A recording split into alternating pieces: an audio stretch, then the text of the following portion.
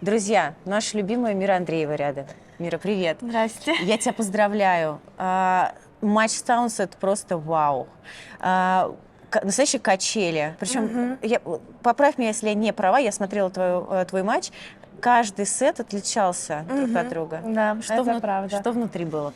А на самом деле я была очень нервной перед матчем, я очень нервничала, потому что я знала, что она очень непростой соперник. Тем более здесь мяч отскакивает очень высоко, и я знала, что ее подача, она подает очень хороший кик, и с одной руки она очень хорошо крутит, так что я знала, что матч будет непростой. Я старалась готовить себя, чтобы как можно больше бегать и, может, иногда даже качать, но я готова была сделать все для того, чтобы выиграть. И да, вы правы, потому что каждый сет отличался друг от друга, потому что первый сет я не очень хорошо начала, я сразу дала свою подачу, и она как-то больше доминировала в первом сете. Во втором сете уже я больше доминировала. Я там больше через розыгрыш старалась играть. А в третьем сете просто, вот как вы сказали, правда, какие-то качели получились, потому что я брейканула, потом с 15:40 вернулась ровно на своей подаче, и 4 гейма просто как влитую, я не знаю, полетели. Тебя выключила просто.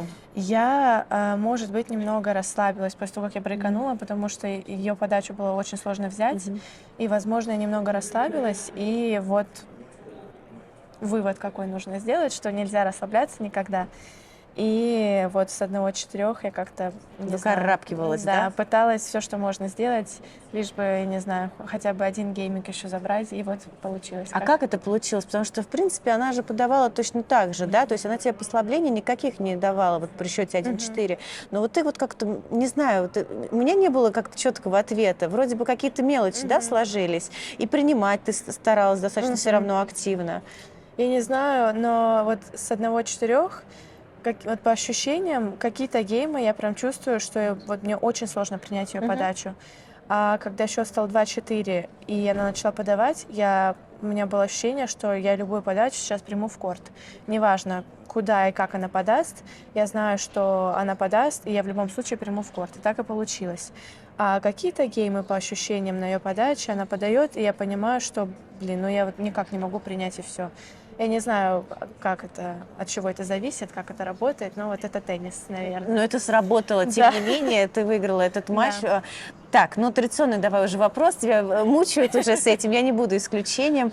Кончита Мартинес, большой человек в мире тенниса. Мы, на самом деле, с тобой вместе с Ташей наблюдали в потрибунном помещении перед матчем. Я видела, как вы шли на разминку, болтушки разговариваете. Да. Правда, да? Любите поговорить? Но вначале, честно говоря, было не очень комфортно рядом с ней, потому что я не знала, у нас особо не было общих тем.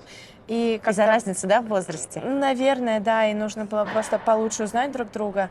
А сейчас мы можем просто о чем хочешь поговорить, о теннисе, я не знаю, о семье, о друзьях, о том, как она праздновала дни рождения, она мне уже рассказала, просто обо всем.